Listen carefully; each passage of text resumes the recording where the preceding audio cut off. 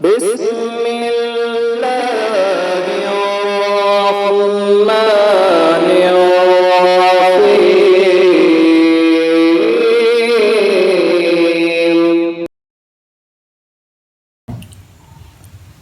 حضرات ناظرین کرام، السلام علیکم ورحمۃ اللہ وبرکاتہ۔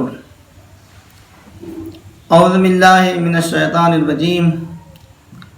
بسم اللہ الرحمن الرحیم۔ نحمدہ ونصلی علی رسولہ الکریم وعلی آل بیتہ الطیبین الطاہرین، اذھب اللہ عنہم الرجس وطہرہم تطہیرا۔ ناظرین کرام، آج آپ کی خدمت میں جناب خدیجہ کبریٰ کے سلسلے میں کچھ گفتگو کرنا چاہتے ہیں۔ جناب خدیجہ کی شخصیت کیا تھی؟ چونکہ 10 رمضان المبارک سن 10 میں جناب ملکۃ الکبریٰ ملکۃ العرب خدیجہ کبریٰ کی وفات کی تاریخ ہے، لہذا اس مناسبت سے آپ سب کی خدمت میں جناب خدیجہ کی سوانح حیات کے بارے میں کچھ گفتگو کرنا چاہتے ہیں۔ یہ جناب خدیجہ کون ہیں؟ ان کی شہرت، ان کا چرچا زمانے جاہلیت میں بھی تھا، اور یہ خود عالم توریت، عالم زبور، عالم انجیل بھی تھیں، اور ہمارے آپ کے آخری نبی حضرت محمد مصطفیٰ صلی اللہ علیہ وسلم کی خدمت میں یا کہا جائے کہ ان کے بارے میں توریت میں اور انجیل میں بشارت بھی پڑھی تھی۔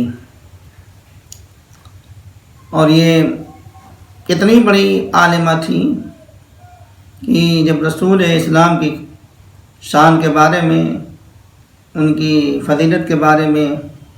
یا ان کے گوشے کے بارے میں کچھ سوال کیا گیا تو ان کو پہلے سے معلوم تھا۔ اور آپ دیکھیے کہ ہمارے آپ کے پیغمبر اسلام حضرت محمد مصطفیٰ صلی اللہ علیہ وسلم نے کس طرح سے تجارت کو فروغ دیا ہے، اور یہ خود جناب خدیجہ جو اپنے وقت کی سب سے بڑی ملکہ، کہا جاتا ہے ملکۃ العرب، عرب میں ان سے بڑا کوئی بادشاہ یا کہا جائے کوئی ملکہ نہیں تھا، کوئی ملکہ نہیں تھا۔ یہ تو تاریخ نے لکھا ہے کہ کتنے اونٹوں پر ان کے خزانے کی چابیاں ہوتی تھیں، کتنے لوگ ان کی یہاں تجارت کرنے کے لیے جاتے تھے، یہ تو تاریخ بتائے گی۔ میں دقیق طور سے نہیں بتا سکتا کہ کتنے اونٹوں پر ان کی خزانے کی چابیاں ہوتی تھیں، اور کتنے لوگ ان کے یہاں نوکر ہوا کرتے تھے، ان کے یہاں کتنے لوگ خادم ہوا کرتے تھے۔ لیکن یہ ہے کہ ہمارے آپ کے نبی حضرت محمد مصطفیٰ صلی اللہ علیہ وآلہ وسلم نے جب جناب ملکۃ العرب خدیجہ کبریٰ کی خدمت میں آئے اور تجارت کی غرض سے شام کا سفر کیا، تو پہلی بار منافع جتنا ہونا تھا اتنا ہوا، لیکن اور جب جناب خدیجہ نے دیکھا کہ محمد مصطفیٰ صلی اللہ علیہ وآلہ وسلم کو اتنا منافع ہوا ہے تو ان کی اور چاہت بڑھی، اور پھر دوسری بار جب گئے ہیں تو ابو جہل، ابو لہب اور پورے مکے کے تاجر پہلے پہنچ گئے، اور انہوں نے اپنے مال کو سستے میں فروخت کر دیا، اور اس لیے فروخت کر دیا تاکہ محمد مصطفیٰ صلی اللہ علیہ وسلم آئے تو ان کا خریدنے والا کوئی نہ رہ جائے۔ بہرحال یہ لوگ اپنا مال فروخت کر کے بازار سے نکلے، بازار سناٹے میں ہو گئی، بازار میں کوئی دکھائی نہیں دے رہا تھا۔ اس کے بعد ہمارے آپ کے نبی کرم پہنچے۔ اب کہاں سے لوگ آ گئے کہ اب یہیں پر ایک بات کہی جا سکتی ہے کہ بازار مصطفیٰ ہے، خریدار خدا ہے۔ بازار مصطفیٰ ہے، خریدار خدا ہے۔ اب یہاں پہ خریدار خدا نہیں ہے بلکہ خاصان خدا، خدا کے بندے ہیں۔ اور ظالم، مخالف، دشمن لوگوں نے یہ سمجھا تھا، یہ سوچا تھا کہ پیغمبر اسلام آئیں گے، ان کے مال میں خسارہ ہوگا، گھاٹا ہوگا، لیکن جب یہاں یہ نکلے ہیں تو ان کو دوگنا منافع ہوا۔ اور جب دوگنا منافع ہوا تو کہاں سے لوگ آ گئے ہیں یہ کوئی نہیں بتا سکتا ہے، لیکن جب دوگنا منافع ہوا اور جناب خدیجہ کبریٰ کی خدمت میں سارے منافع کو پیش کر دیا، تو اب جناب خدیجہ نے معلومات کیا کہ یہ کون ہے۔ میں اپنے چھت سے یا اپنے بام سے دیکھ رہی تھی کہ جب یہ جا رہے تھے تو ان کے سر کا بادل سایہ کیے ہوئے تھا، یعنی پیغمبر اسلام کے اوپر دھوپ کا اثر نہیں تھا بلکہ یہ بادل سایہ کیے ہوئے چل رہے تھے۔ تو اب انہوں نے ورقہ بن نوفل جو بھی عالم انجیل ہے ان کے اپنے بلایا اور کہا کہ تم بتاؤ کہ یہ جو یتیم عبداللہ گیا ہے اور اس کے صفات کیا ہیں، اس کے بارے میں کوئی عیب بتاؤ۔ تو ورقہ بن نوفل نے پیغمبر اسلام کے سر سے لے کر پیر تک کے تمام صفات حسنہ کو بیان کر دیا۔ تو جناب خدیجہ کہتی ہیں کہ میں تو ان میں عیب پوچھ رہی ہوں، تم ان کے محاسن بتا رہے ہو، تم ان کے حسن کی خوبی بتا رہے ہو، یہ کیسے ممکن ہے؟ کہا کہ مجھے تو معلوم ہوتا ہے کہ یہی وہ شخص ہے جو نبوت کا دعویٰ کرنے والا ہے۔ ساری چیزیں جناب خدیجہ نے اپنی آنکھوں سے دیکھی، لیکن بہرحال آج میں پوری مکمل بات جناب خدیجہ کے بارے میں نہیں بیان کر سکتا ہوں، لیکن اتنا بیان کروں گا انشاءاللہ تعالی۔ اس کے بعد میں کل آنے والی ویڈیو میں پوری تفصیل جو ہے ان کی دولت کتنی تھی، دولت کہاں پہ صرف کیا، دیکھیے، اور شادی کے پہلے اور شادی کے بعد ان کا کیا کردار تھا، اور شادی کے پہلے ان کا کردار کیا تھا، یہ ساری چیزوں کو میں بعد میں بیان کروں گا۔ لیکن ایک بات کہتا چلوں کہ ابھی شادی بھی نہیں ہوئی ہے اور پیغمبر اسلام کو جناب خدیجہ نے صرف کس لیے پہچانا کہ بادل سایہ کیے ہوئے ہیں، سورج کی دھوپ نہیں پڑ رہی ہے، اس سے انہوں نے پہچانا کہ کوئی یہ انسان ضرور ہے جس سے جناب پیغمبر اسلام کی شخصیت واضح ہوئی ہے۔ بس میں یہاں پر کہنا چاہوں گا کہ جناب خدیجہ اپنے زمانے میں جس طرح اپنے محبوب یعنی محبوب خدا حبیب کبریا حضرت محمد مصطفیٰ صلی اللہ علیہ وآلہ وسلم کو پہچانا، اس زمانے میں کسی عورت نے رسول خدا کو نہیں پہچانا۔ اب رسول خدا کیا ہے ان سے پہلے کی میں کیونکہ ہمارے آپ کے پیغمبر اسلام حضرت محمد مصطفیٰ صلی اللہ علیہ وسلم کی والد گرامی کا نام آمنہ خاتون ہے اور خود پیغمبر کے والد عبداللہ ہیں۔ عبداللہ کی آپ شخصیت پہچانیے، عبداللہ مطلب کی شخصیت پہچانیے، خود پیغمبر اسلام کی شخصیت کو پہچانیے۔ عبد المطلب کیا ہیں؟ آپ پہلے عبد المطلب دیکھ لیجئے کہ جب ابرہہ خانہ کعبہ کو اٹھانے کے لیے آیا تو عبداللہ کے والد عبد المطلب اس وقت تو خانہ کعبہ کے متولی تھے، ان کے پاس اس وقت تو 200 اونٹ تھے، اور ابرہہ کے لوگوں نے جناب عبد المطلب کے تمام اونٹوں کو پکڑ لیا تھا۔ تو جناب عبد المطلب ابرہہ کے دربار میں پہنچے اور اس نے یہ دیکھا کہ آپ بلایا گیا کہ ان کے جناب عبد المطلب کو بلایا گیا، اور جب جناب عبد المطلب پہنچے تو ابرہہ نے ان کا ایسا استقبال کیا ہے جو تاریخ میں ضبط ہے، لیکن کیا ہے تخت پر بیٹھا ہوا تھا، تخت سے نیچے اترا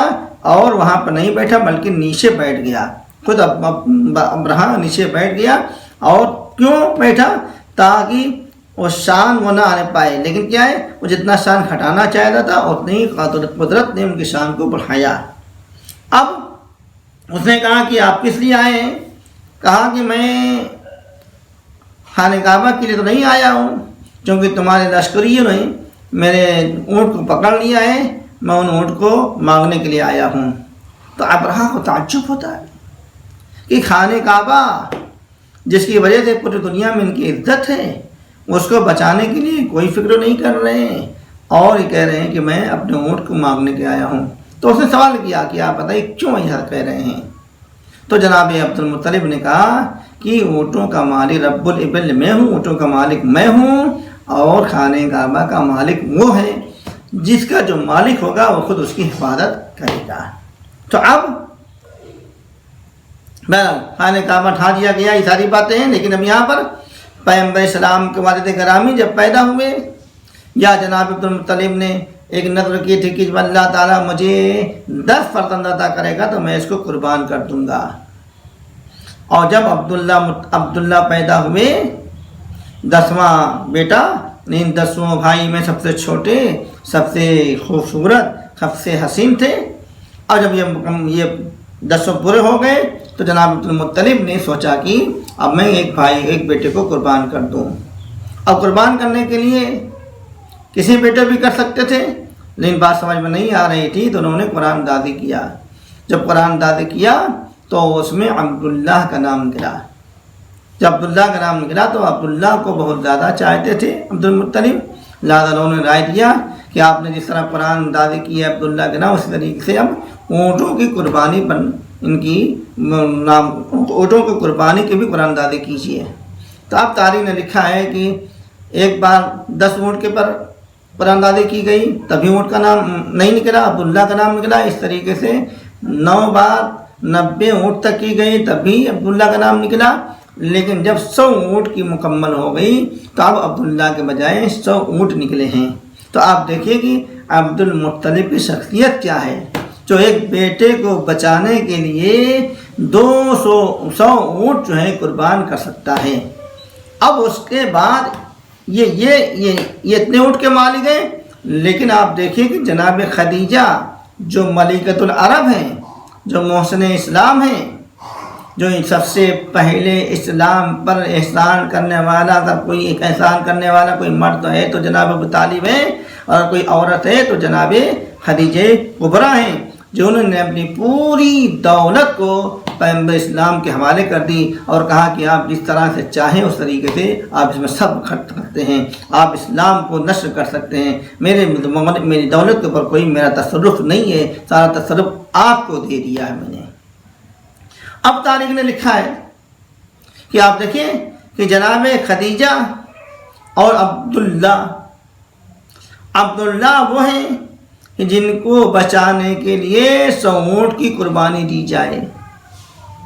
لیکن اللہ نے ان کو اتنی حیات دی تھی جناب عبداللہ کو کہ ادھر ہمارے آپ کے آخری نبی حضرت محمد مصطفیٰ صلی اللہ علیہ وسلم پیدا بھی نہیں ہوئے ہیں، ماں کے پیٹ میں ہیں، جناب عبداللہ کا انتقال ہو جاتا ہے۔ اب جناب محمد مصطفیٰ یتیمی کی شکل میں آپ بولتے ہیں، اب اس کے بعد ساری چیزیں، لیکن یہاں پہ آپ دیکھیے جناب خدیجہ کبریٰ کی اسلام سے پہلے کیا قدر تھی آپ کو معلوم ہے۔ دور جاہلیت میں تمام لڑکیوں کو زندہ در زور کر دیا جاتا تھا، اسی دور میں جناب خدیجہ پیدا ہوئی، لیکن جناب خدیجہ کے لیے بھی ملتا ہے کہ پورے 9 ماہ میں مکمل 9 ماہ میں نہیں پیدا ہوئی ہیں، بلکہ 9 ماہ سے پہلے پیدا ہوئی ہیں، اس لیے ان کا نام جناب خدیجہ پڑا ہے، کیونکہ مدت نہ مکمل کرنے والی۔ اب جب یہ پیدا ہوئی ہیں اور پیدا ہونے کے بعد انہوں نے کچھ ایسے رول کو اپنایا ہے، ایسے کچھ روش کو اپنایا ہے کہ اسی نے دیکھی انہوں نے کتابیں پڑھا، یہ عالم توریت ہیں، عالم انجیل ہیں، عالم زبور ہیں، انہوں نے پوری آسمانی کتابوں کو پڑھا، مطالعہ کیا، مطالعہ کرنے کے بعد جو ہے تجارت میں حصہ لیا، اور اس کے بعد جب ان کی تجارت جو ہے پوری دنیا میں یا پورے جزیرہ عرب میں ان کی تجارت کا دنگا بجنے لگا، ان کے مقابل میں کوئی بھی نہیں تھا، تو ہمارے آپ کے پیغمبر اسلام بھی وہ سو تجارت میں حصہ لیا، ان کے یہاں سے حصہ لیا، اور تجارت کرنے کے بعد ہی جناب خدیجہ کے ہاں جناب محمد مصطفیٰ صلی اللہ علیہ وسلم کے چچا ابو طالب پیغام لے کر گئے ہیں۔ جب پیغام لے کر گئے ہیں تو جناب خدیجہ کو معلوم نہیں ہے، ان کے جناب خدیجہ کے والد نے جناب ابو طالب کو واپس کر دیا۔ جب جناب خدیجہ کو معلوم ہوا کہ جناب ابو طالب کس لیے آئے تھے، ورقہ بن نوفل کو بھیجا اور کہا پوچھو کہ کس لیے آئے تھے، تو انہوں نے کہا کہ وہ اپنے بھتیجے جناب محمد بن عبداللہ کا پیغام میں ازدواج لے کر آئے تھے۔ تو انہوں نے فوراً جناب خدیجہ نے ورقہ بن نوفل کے ذریعے سے جناب ابو طالب کو بلایا، کیونکہ جناب خدیجہ کے والدہ جناب خدیجہ کے چچا کو یہ ڈر تھا کہ میری بیٹی نے بڑے بڑے لوگوں کے پیغام کو ٹھکرا دیا ہے، یہ جو عرب کا یتیم عبداللہ محمد مصطفیٰ صلی اللہ علیہ وسلم ہے، ان کے پیغام کو کیسے قبول کر سکتی ہیں، اس وجہ سے انہوں نے ٹھکرایا تھا۔ لیکن جب ادھر سے پیغام پہنچا ہے تو خود جناب خدیجہ نے پیش قدمی کی ہے اور کہا کہ یہ پیغام مجھے پسند ہے، آپ اس کو قبول کر لیجئے۔ اب یہاں پر یہ پیغام قبول ہو جاتا ہے، شادی کے دن طے ہوتے ہیں۔ اب اس کے بعد جناب خدیجہ کی زندگی جو ہے کیسے گزرتی ہے، انشاءاللہ تعالی ہم اس کے بارے میں مفصل کل کچھ بیان دیں گے انشاءاللہ تعالی۔ ہم آپ کے رخصت ہونا چاہتے ہیں۔ خداوند عالم آپ تمام لوگوں کو